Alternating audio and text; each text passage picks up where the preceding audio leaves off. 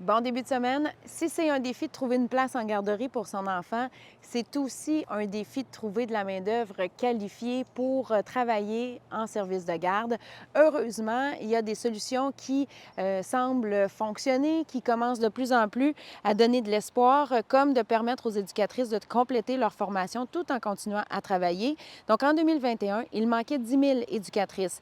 Depuis qu'on a mis en place le parcours travail-études en petite enfance, 300 éducatrices ont reçu leur diplôme et des centaines d'autres le recevront en 2023-2024.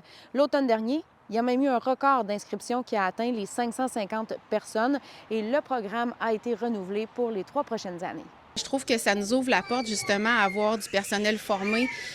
Puis en plus, un des avantages, c'est que c'est nous qui les formons. Fait que selon nos valeurs du CPE, selon notre mission, bien, elles sont déjà habituées. Donc, ça fait du personnel formé déjà tout au long de leur parcours. Ça m'a aidée. Je n'aurais pas pu retourner aux études. Là. Tu sais, j'ai quand même une maison, un enfant, une famille.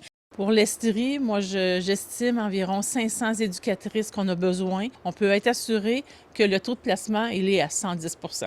Maintenant, il y a 8 nouveaux logements pour personnes handicapées qui ont été inaugurés à Istingus. C'est le 3e immeuble du genre à être bâti au cours des derniers mois dans la municipalité. Selon les promoteurs, la clé pour une construction rapide, c'est de sortir des grands centres. Donc, le chantier devait commencer cet automne, mais comme la demande était là, la construction a été devancée et déjà les résidents s'y installent ces jours-ci.